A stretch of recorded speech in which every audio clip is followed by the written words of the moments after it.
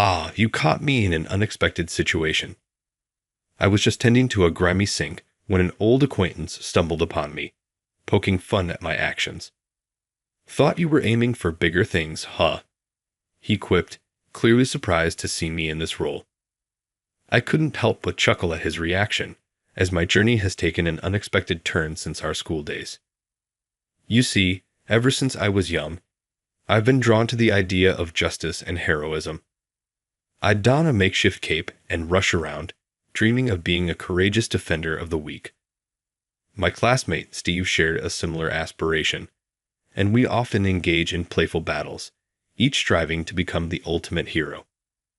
But life has a way of reshaping our paths, and I found myself veering away from the traditional notions of heroism. Instead, I discovered a deep fulfillment in serving others in a more hands-on, practical way. So here I am, taking pride in maintaining the cleanliness and order of this facility, playing a part in ensuring the comfort and well-being of those who pass through. It may not be the flashy heroism I once envisioned, but it's a role that aligns with my core values.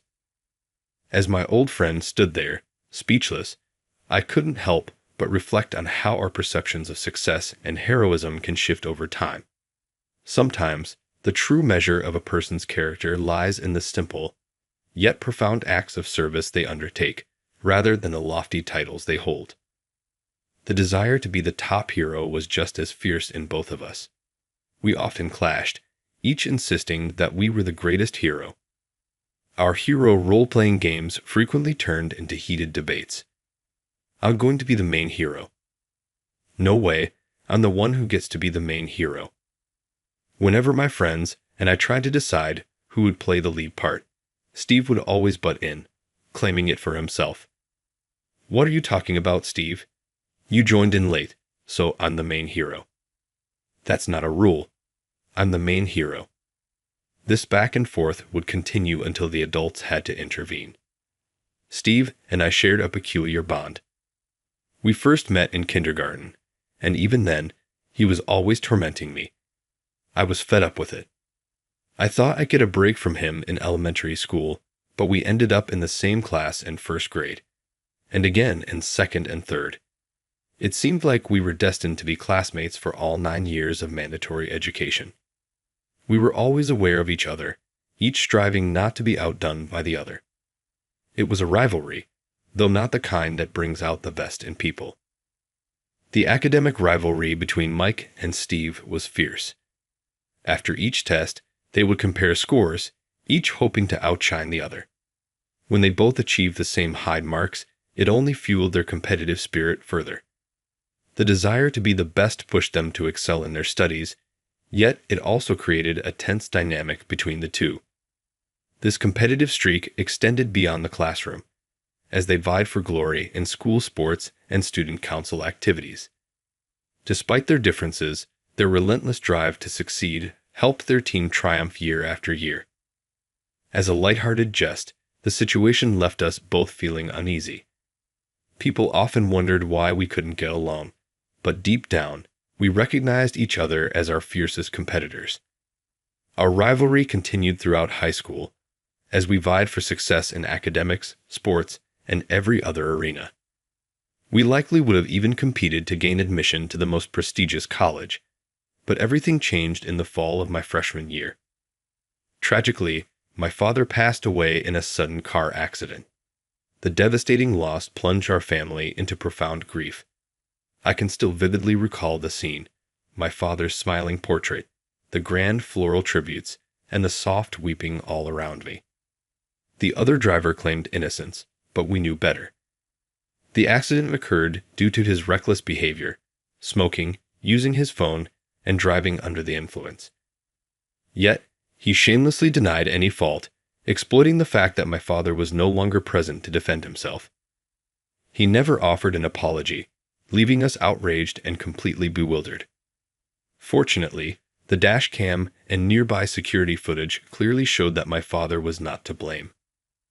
The driver was solely responsible for the incident.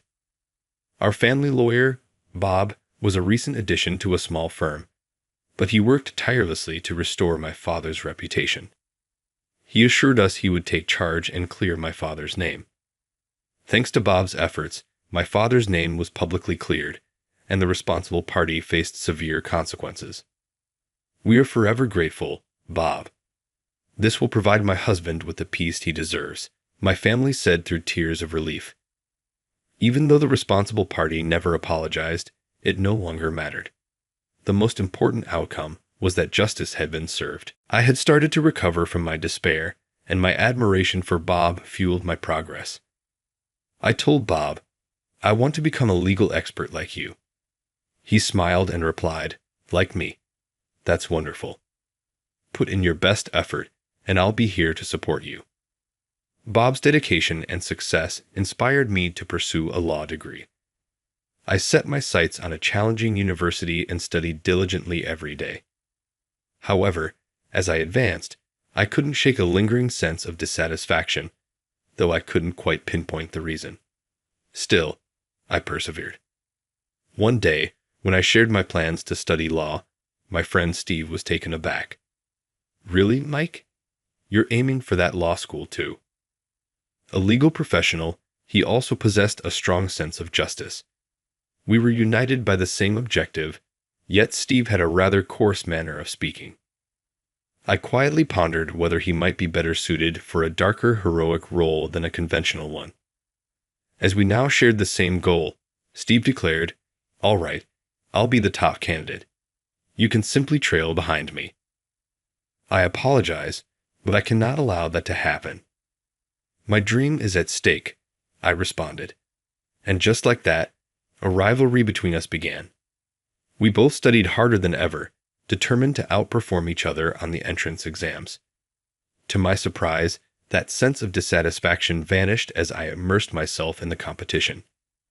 Deep down, perhaps I yearned for this challenge. Ultimately, we both passed the entrance exams, with Steve narrowly surpassing me by a few points. As a law student, I threw myself into my studies, finding fulfillment in the competition with Steve. But after my father's death, life took another turn. My mother, who had been working tirelessly, collapsed. Years of hardship had taken their toll. While I had a scholarship to cover tuition and managed living expenses with part-time jobs, there were still hospital bills for my mother and exam fees for my twin younger brothers, who were about to face high school entrance exams. They would need money for tuition if they passed, so I cut back on my own expenses and increased my work hours to save every penny. My meals became increasingly frugal, and I quickly lost weight, worrying my friends. But I kept going, driven by a sense of justice for my family, even though it was also a reckless spirit of self-sacrifice. Eventually, my body couldn't keep up. After finishing a night shift, attending lectures all day, and then working another night shift, I collapsed during work. The doctor told me I was suffering from overwork and needed to rest. He advised me to stop doing part-time work for the time being. "But my family needs me," I protested. "Calm down, Mike. If something happens to you, it's all for nothing, right?" The doctor told me that, and I was left speechless. He was absolutely right. At this rate, my family and I would collapse together. Why didn't I realize something so simple? I thought a lot about it while getting IV drips in the hospital. The dream I pursued, inspired by my admiration for Bob, and the need to improve the reality around me. They couldn't coexist. I had to choose one, and that meant giving up the other. My heart made the decision immediately. I couldn't abandon my family. I decided to drop out of university and start working. That was my choice during the last week of college. While handling the paperwork at the university, Steve stopped me. "Mike, is it true you're dropping out?" "What? You knew?" I had told my close friends, but deliberately kept it from Steve. If he saw me as a good rival, my dropping out might demotivate him. That's why I didn't tell him. "Why the heck are you doing this? Giving up halfway like this because you collapsed? Is that enough for you to quit?" "It's part of the reason. There are other circumstances," I replied, as Steve, on the verge of grabbing my collar, had tears in his eyes. "Lucky you. Now that the nuisance is gone, you can become a great lawyer without any distractions, right? Don't joke around. Don't give up so easily. Was your dream just that shallow? Steve's voice echoed through the university entrance, but my decision was already made for my family and health. I couldn't just say I wouldn't quit after all. I'm sorry, I muttered, unable to find the right words. All I could do was apologize. Steve must have realized I no longer had the spirit to compete or fight. He clicked his tongue and walked away, and all I could do was watch his back as he left. Until I could earn a decent living, we managed with the money my father left and what I had saved from excessive part-time work. Though it was tough, my mother's health gradually improved, and my brothers advanced in their education. I resumed part-time work to support our living. Years passed. One day, I was in the restroom of a courthouse I visited for an errand. It was pretty clean, but I noticed some dirt on the wash basin. When my mother was in the hospital, I mostly did the housework. I particularly liked cleaning and often got absorbed in it. I couldn't stand leaving any dirt, a habit from that time. I saw a rag nearby. It might not be my business, but I couldn't leave the dirt alone, so I decided to clean up. I took off my suit jacket, rolled up my sleeves, and wiped the dirty area clean. The mirror caught my attention too, so I polished that as well. As I finished, someone entered, standing in the hallway, admiring my work. I thought I might be in the way, so I quietly muttered an excuse as I moved aside. As I exited the restroom, I made eye contact with the person through the mirror. "Mike, is that you?"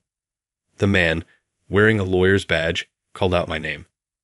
"Mike, it is you, isn't it?" he exclaimed loudly, his eyes wide open. I recognized him immediately. His hair was styled, and he was well dressed, but his face was unmistakable. Steve Burton, my rival since kindergarten. "Hey, Steve. Long time no see. It's a surprise meeting you here," I greeted him, acknowledging our reunion. In contrast, Steve sneered upon seeing me with a rag in my hand. "What's this? Bathroom cleaning? Did you quit law school to become a fancy janitor or something?" "No, it's not like that," I denied, but he continued to mock me. He couldn't believe the guy who once competed for the top spot with him ended up like this. "I thought you were my rival, but I guess I was wrong," he said.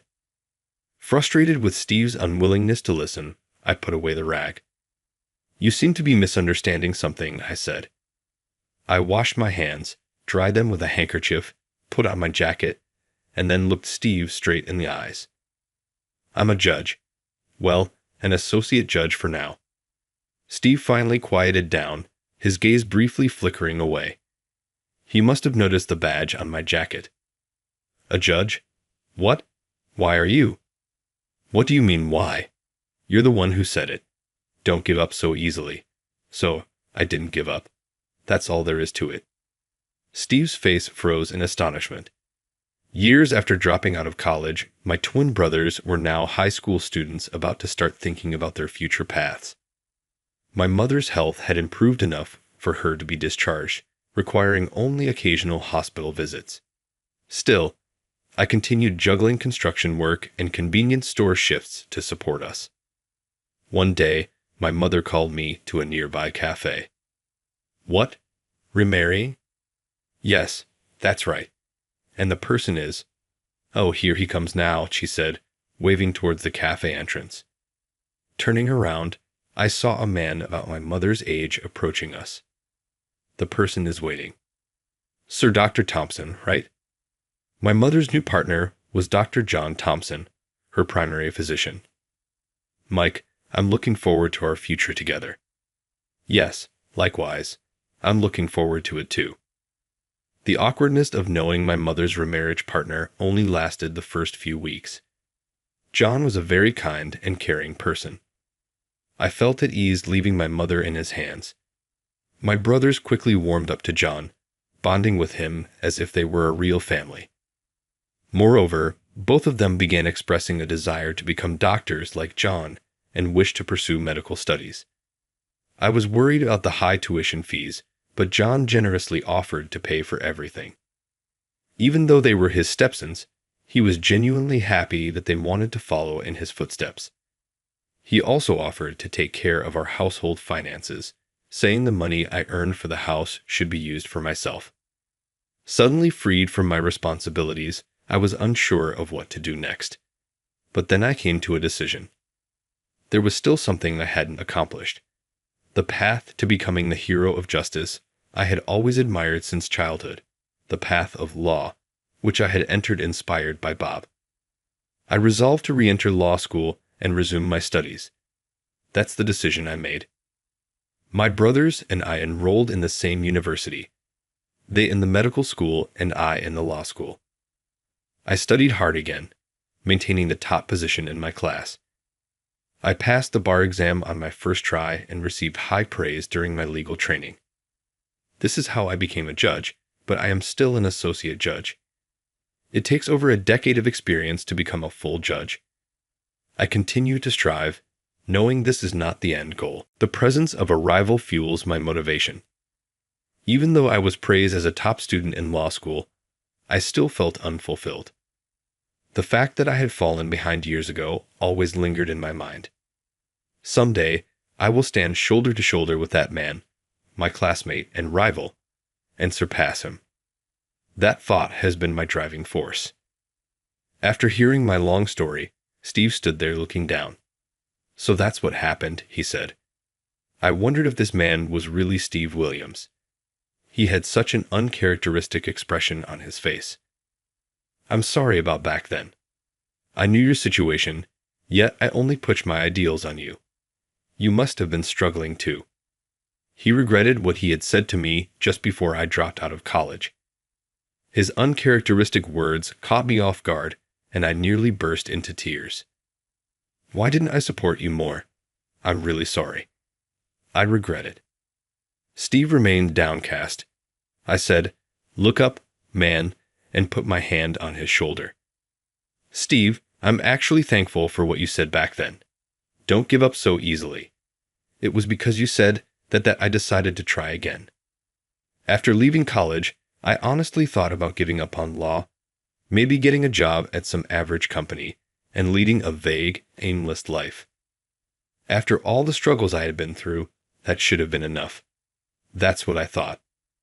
But I couldn't get you out of my head. Your expression at the university entrance, the last time I saw you, seemed to be a mix of anger and sadness. If I gave up, would you get angry with me again? And there was another thing. I didn't want to end up a loser. Steve's family owned a law firm. He was an excellent student, and he would undoubtedly become a lawyer. I had lost to him in the university entrance exam scores and in realizing our dreams, playing the hero, studying the sports festival. Steve and I constantly winning and losing against each other, never once allowing ourselves to be outdone. It wouldn't be an exaggeration to say that ending my lifelong competition with him as a loss would be like losing a part of my life. That thought was unbearably frustrating. It was these two major reasons that allowed me to make a comeback. That's why I'm grateful to you, Steve. Thanks for getting angry at me back then. When Steve looked up, he met my eyes and gave a slight smile. That's right. You've always been that kind of guy, always competing with me. No matter how much I pushed you away, you'd always claw your way back. Always in my way. No. It was you who was always trying to compete with me, wasn't it? I responded with a smile.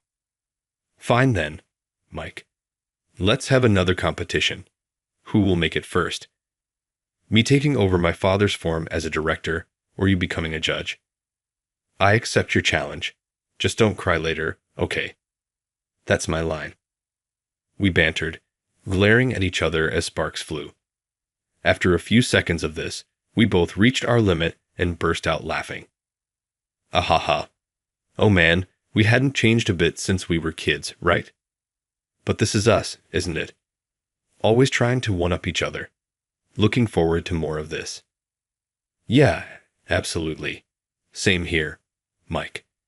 Our rivalry, which began when we were preschoolers and continued into our college years, wasn't going to end just because we had become adults.